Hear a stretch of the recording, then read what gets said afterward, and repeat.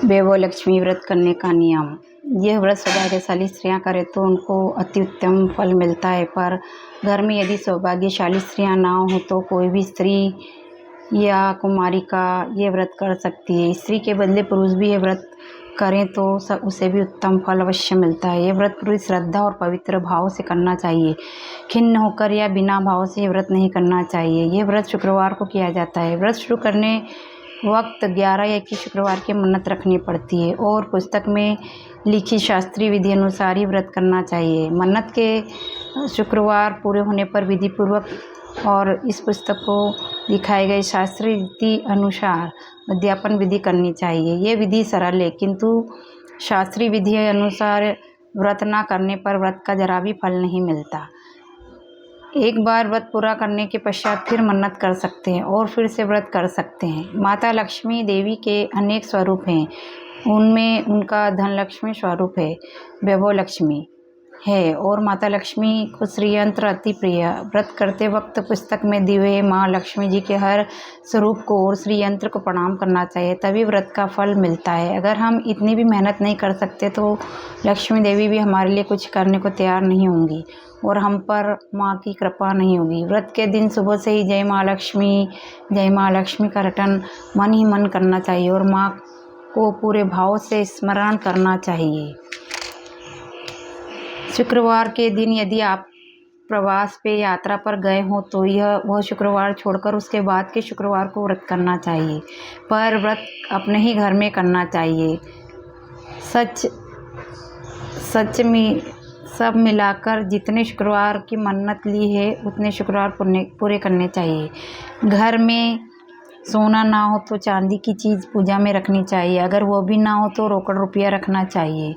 व्रत पूरा होने पर कम से कम 7 स्त्रियों को या आपकी इच्छा अनुसार जैसे 11, 21, 51, 101 स्त्रियों को वैभव लक्ष्मी व्रत की पुस्तक कुमकुम का तिलक करके भेंट के स्वरूप में देनी चाहिए।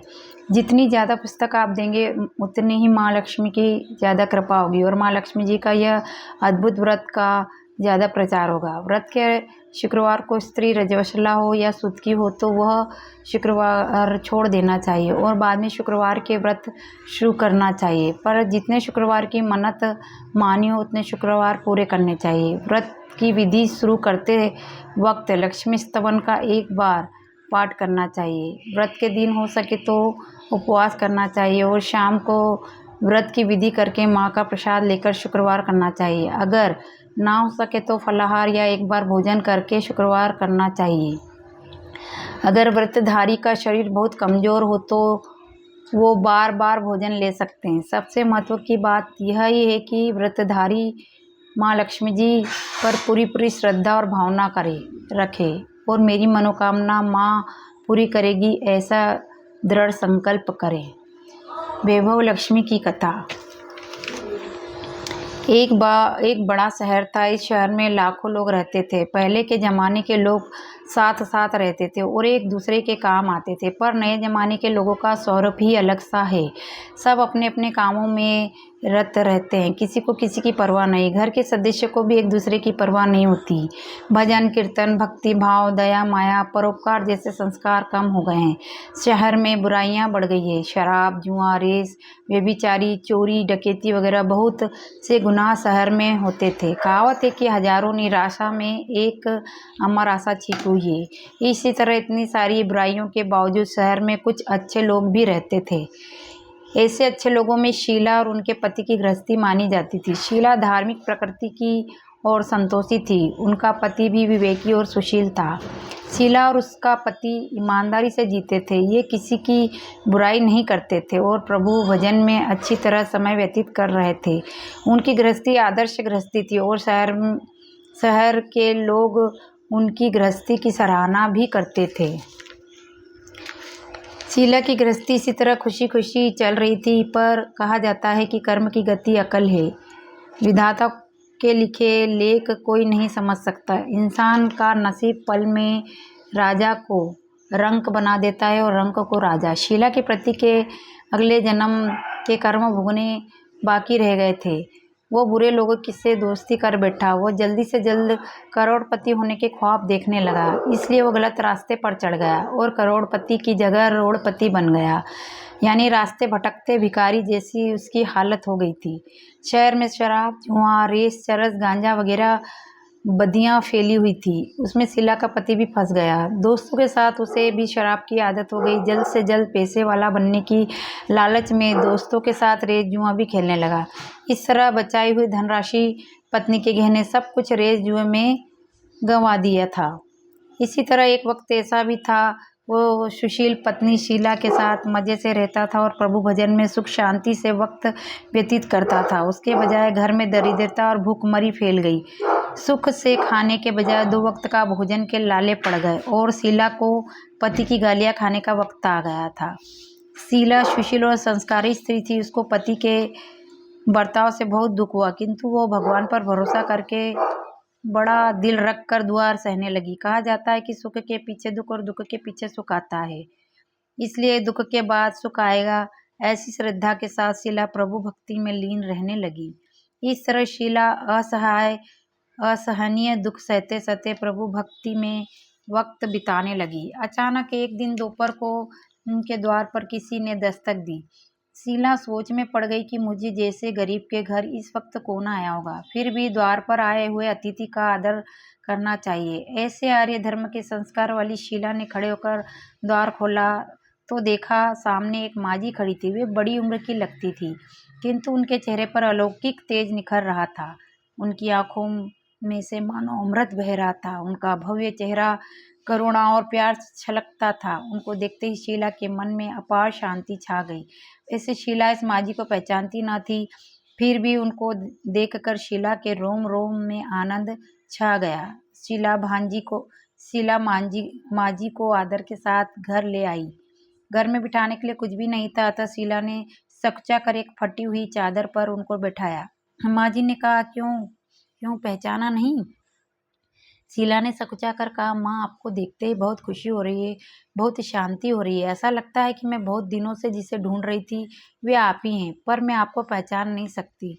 माँ जी ने हंसकर कहा, क्यों भूल गई? हर शुक्रवार को लक्ष्मी जी के मंदिर में भजन कीर्तन होते हैं, तब मैं भी वहीं आती हूँ। वहाँ हर शुक्रवार को हम मिलते हैं। पति गलत रास्ते पर चढ़ गया, तब से शीला बहुत दुखी हो गई थी और दुख की मारी वो लक्ष्मी जी के मंदिर भी नहीं जाती थी। बाहर के लोगों के साथ नज़र मिलाते ही उसे शर्म लगती थी। उसने याददाश्त पर जोर दिया। यह माजी याद नहीं आ रहे थे, वो सोच रही थी। तभी माजी ने कहा, तू लक्ष्मी जी के मंदिर में कितने मधुर भजन गाती थी, अभी अभी तो दिखाई नहीं देती, इसलिए मुझे हुआ कि तू क्यों नहीं आती, कहीं बीमार तो नहीं हो गई ना। ऐसा सोचकर मैं तुझसे मिलने चली आई हूँ। माजी के अति प्रेम भरे शब्दों से शीला का हृदय पिघल गया। उसकी आंखों से आंसू बहने लगे। माजी के सामने वो बिलक बिलक कर रोने लगी। यह देखकर माजी शीला के नजदीक सरकी और उसकी सिसकती पीठ पर प्यार भरा हाथ फेर कर सांत्वना देने लगी। माजी ने कहा, बेटी, सुख और दुख तो धूप और छांव जैसे होते। सुख के पीछे दुख आता है तो दुख के पीछे सुख भी आता है। धैर्य रखो बेटी। और तुम्हें क्या परेशानी है? तेरे दुख की बात मुझे सुना, तेरे मन भी हल्का हो जाएगा और तेरे दुख का कोई उपाय भी मिल जाएगा। माजी की बात सुनकर शीला के मन को शांति मिली। उसने माजी को कहा, माँ, मेरी गृहस्थी में भरपूर सुख और खुशियाँ थी। मेरे पति भी सुशील थे। भगवान की कृपा से पैसे की बात में भी हमें संतोष था। हम शांति से गृहस्थी चलाते ईश्वर भक्ति में अपना वक्त व्यतीत करते थे। एकाएक हमारा भाग्य हमसे रूठ गया। मेरे पति को बुरी दोस्ती हो गई। बुरी दोस्ती की वजह से शराब, जुआ, रेस, चरस, गांजा वगैरह खराब आदतों के शिकार हो गए और उन्होंने सब कुछ गंवा दिया और हम रास्ते के भिखारी जैसे बन गए। यह सुन माजी ने कहा, सुख के पीछे दुख और दुख के पीछे सुख आता ही रहता है। ऐसा भी कहा जाता है कि कर्म की गति न्यारी होती है। हर इंसान को अपने कर्म भुगतने ही पड़ते हैं, इसलिए तू चिंता मत कर। अब तू कर्म भुगत चुकी है, अब तुम्हारे सुख के दिन अवश्य आएंगे। तू तो माँ लक्ष्मी जी की भक्त है। माँ लक्ष्मी जी तो प्रेम और करुणा के अवतार है। वे अपने भक्तों पर हमेशा ममता रखती हैं, इसलिए तू धैर्य रख। वे माँ लक्ष्मी जी का माँ लक्ष्मी जी का व्रत कर, इससे सब कुछ ठीक हो जाएगा। माँ लक्ष्मी जी का व्रत करने की बात सुनकर शीला के चेहरे पर चमक आ गई। उसने पूछा, माँ लक्ष्मी जी का व्रत कैसे किया जाता है, वो मुझे समझाइए। मैं यह व्रत अवश्य करूंगी। माँ जी ने कहा, बेटी, माँ लक्ष्मी जी का व्रत बहुत सरल है। उसे वरद लक्ष्मी व्रत या वैभव लक्ष्मी व्रत कहा जाता है। ये व्रत करने वाले की सब मनोकामना पूर्ण होती है। वह सुख संपत्ति और यश प्राप्त करता है। ऐसा कह माँ जी वैभव लक्ष्मी व्रत की विधि बताने लगी। बेटी, वैभव लक्ष्मी व्रत वैसे तो सीधा साधा व्रत है, किंतु कई लोग यह व्रत गलत तरीके से करते हैं, अतः उसका फल नहीं मिलता। कई लोग कहते हैं कि सोने के गहने की हल्दी कुमकुम से पूजा करो, बस व्रत हो गया, पर ऐसा नहीं है। कोई भी व्रत शास्त्रीय विधि पूर्वक करना चाहिए, तभी उसका फल मिलता है। सिर्फ सोने के गहने की पूजा करने से फल मिल जाता तो आज सभी लखपति बन गए होते। सच्ची बात यह है कि सोने के गहने का विधि पूर्वक पूजन करना चाहिए। व्रत की उद्यापन विधि भी शास्त्रीय विधि मुताबिक करनी चाहिए, तभी यह वैभव लक्ष्मी व्रत फल देता है।